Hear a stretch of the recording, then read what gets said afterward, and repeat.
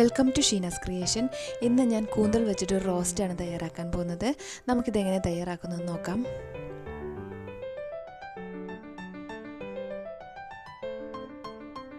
ഇനി ഒരു പാനിലേക്ക് നമുക്ക് ആവശ്യമായിട്ടുള്ള ഓയിൽ ഒഴിച്ചു കൊടുക്കാം. ഓയിൽ ചൂടായി വരുന്ന സമയത്ത് നമ്മൾ അരിഞ്ഞു വെച്ചിരിക്കുന്ന ഉള്ളി ഇട്ട് കൊടുക്കുകയാണ്. ഏകദേശം ഒരു വലിയ സൈസ് ഉള്ളിയാണ് ഞാൻ ഇതിലേക്കായിട്ട് എടുത്തിട്ടുള്ളത്. ഇത് നമുക്ക് നന്നായിട്ടൊന്ന് എണ്ണയിലിട്ടൊന്ന് മൂപ്പിച്ചെടുക്കണം. ഒന്ന് കളർ മാറി തുടങ്ങുന്ന സമയത്ത് നമുക്ക് മറ്റു ചേരുവകളെല്ലാം ചേർത്ത് കൊടുക്കാം.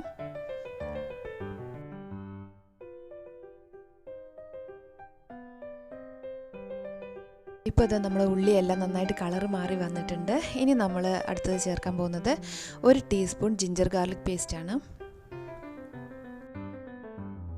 ഒന്ന് ഇളക്കി കൊടുത്തതിന് ശേഷം നമ്മൾ കൂടെ തന്നെ അരിഞ്ഞു വെച്ചിരിക്കുന്ന തക്കാളിയും ചേർത്ത് കൊടുക്കുകയാണ്. ഞാനിവിടെ 2 തക്കാളിയാണ് ചേർത്തിട്ടുള്ളത്. ഇനി നന്നായി ഇളക്കിക്കൊണ്ടേ ഇരിക്കുക. ഇനി ഈ സമയത്താണ് ഞാൻ കുറച്ച് കറിവേപ്പില കൂടി ചേർത്ത് കൊടുക്കുന്നുണ്ട്. കറിവേപ്പില നമ്മൾ ലാസ്റ്റ് കുറച്ചുകൂടി ചേർത്ത് കൊടുക്കുന്നുണ്ട്. ഇനി ഇതെല്ലാം കൂടി നന്നായിട്ടൊന്ന് യോജിപ്പിച്ചെടുക്കണം. അതിനുശേഷം നമ്മൾ ഇതിലേക്ക് മസാലപ്പൊടികൾ ചേർത്ത് കൊടുക്കാൻ പോവാണ്. ആദ്യം നമ്മൾ ഇതിലേക്ക് 1/2 ടീസ്പൂൺ മഞ്ഞൾപ്പൊടി ചേർത്ത് കൊടുക്കുകയാണ്.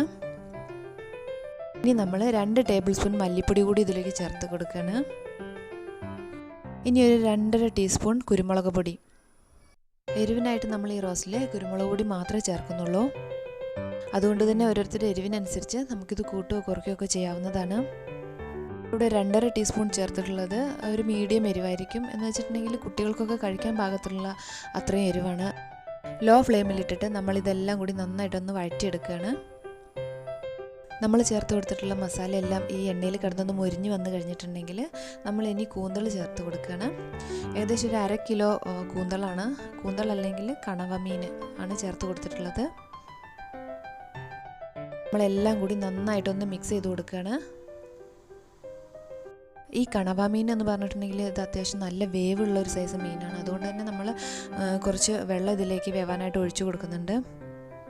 ഇത് നമ്മൾ നന്നായി ഇളക്കി യോജിപ്പിച്ചിട്ടുണ്ട്. ഇനി ഒരു 2 മിനിറ്റ് നേരം ഒന്ന് അടച്ചു വെച്ച് വേവിക്കാം. അടച്ചു വെച്ച് വേവിക്കുന്ന സമയത്ത് ഇതിലുള്ള വെള്ളം എല്ലാം നന്നായിട്ട് ഇറങ്ങി വരും.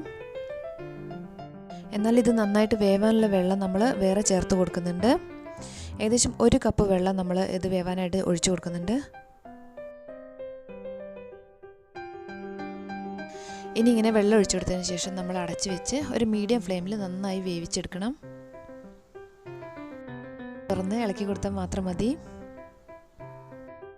ഏകദേശം ഒരു 25 മിനിറ്റോളം നമുക്ക് ഈ റോസ്റ്റ് തയ്യാറാവാനായിട്ട് എടുക്കുന്നുണ്ട്.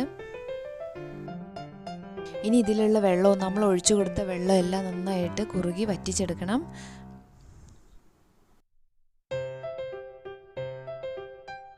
ഇപ്പോൾ ഇത് നമ്മുടെ റോസ്റ്റിലെ വെള്ളം എല്ലാം അത്യാവശ്യം കുറഞ്ഞു വന്നുകൊണ്ടിരിക്കുകയാണ്. ഇടയ്ക്കൊന്ന് തുറന്ന് നോക്കിയിട്ട് ഇളക്കി കൊടുത്താൽ മാത്രം മതി.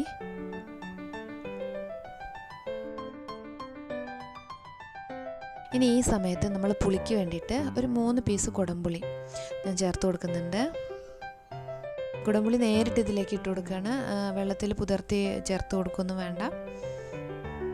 എനിക്ക് അധികം പുളിയുടെ ആവശ്യമൊന്നുമില്ല. അതുകൊണ്ടാണ് ഒരു 3 പീസ് കുടംപുളി മാത്രം ചേർത്ത് കൊടുത്തത്. നമ്മൾ റോസ്റ്റ് വെള്ളം എല്ലാം വറ്റി നന്നായി കുറുകി വന്നിട്ടുണ്ട്. ഇനി നമുക്ക് ഫ്ലെയിം ഓഫ് ചെയ്യാം. ഇത് മറ്റൊരു പാത്രത്തിലേക്ക് മാറ്റി കൊടുക്കാം. വളരെ രുചികരമായിട്ടുള്ള കണവ പെപ്പർ റോസ്റ്റ് ഇവിടെ റെഡി ആയിട്ടുണ്ട്. എല്ലാവരും വീട്ടിൽ തയ്യാറാക്കി നോക്കുക. ഇനി കണവയെല്ലാം കിട്ടുന്ന സമയത്ത് നിങ്ങൾ എപ്പോഴും തയ്യാറാക്കുന്ന പോലെ അല്ലാതെ ഇങ്ങനെ ഒന്ന് ഡിഫറെൻ്റ് ആയിട്ടൊന്ന് തയ്യാറാക്കി നോക്കുക. വളരെ ടേസ്റ്റിയാണ്. എല്ലാവരും ട്രൈ ചെയ്ത് നോക്കണം.